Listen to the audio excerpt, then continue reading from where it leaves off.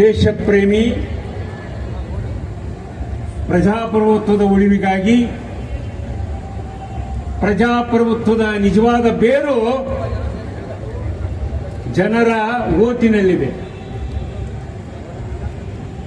ಆ ಬೇರನ್ನ ನಾಶ ಮಾಡುವ ಪ್ರಕ್ರಿಯೆ ಭಾರತದಲ್ಲಿ ಪ್ರಾರಂಭ ಆಗಿದೆ.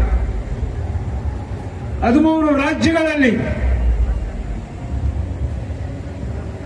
5 ಕೋಟಿಗೂ ಹೆಚ್ಚು ಜನರ ಮತದಾರರನ್ನ ಬಿಟ್ಟಾಕಿ ಈ ದಿನ ಪಶ್ಚಿಮ ಬಂಗಾಳದಲ್ಲಿ 1/2 ಕೋಟಿಗೂ ಹೆಚ್ಚು ಮತದಾರರ ಹೊರಗಿಟ್ಟು ಚುನಾವಣೆ ಪ್ರಕ್ರಿಯೆ ನಡೆದಿದೆ. ಬಂಗಾಳದ ಜನ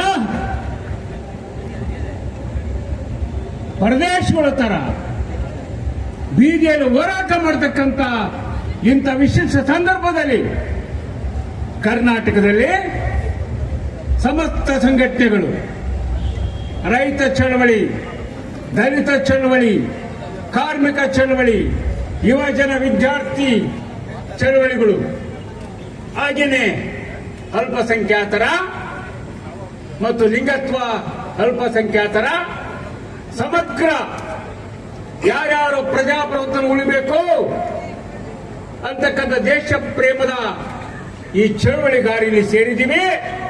ಈ ದಿನ ಬಹಳ ಸ್ಪಷ್ಟವಾದ ಸಂದೇಶವನ್ನ ಭಾರತ ಸರ್ಕಾರದ ಚುನಾವಣೆ ಕಮಿಷನ್, ಕೇಂದ್ರ ಸರ್ಕಾರದ ಚುನಾವಣೆ ಕಮಿಷನ್ಗೆ ಒಂದು ಸ್ಪಷ್ಟವಾದ ಎಚ್ಚರಿಕೆಯನ್ನು ಕೊಡಲಿಕ್ಕೆ ಸೇರಿದ್ದೀವಿ. ಅಷ್ಟು ಮಾತ್ರ ಅಲ್ಲ, ಪಶ್ಚಿಮ ಬಂಗಾಳದ ಸಮಸ್ತ ಜನತೆಯ ಜೊತೆ ಕರ್ನಾಟಕದ ಎಲ್ಲಾ ಪ್ರಗತಿಪರ ಚಿಂತಕರು, ರಾಜಕೀಯ ಪಕ್ಷಗಳು ಎಲ್ಲರೂ ಕೂಡ ನಿಮ್ಮ ಜೊತೆಗಿದ್ದೇವೆ. ನಿಮ್ಮ ನ್ಯಾಯದ ಹೋರಾಟ ಮುನ್ನಡೆಯಲಿ.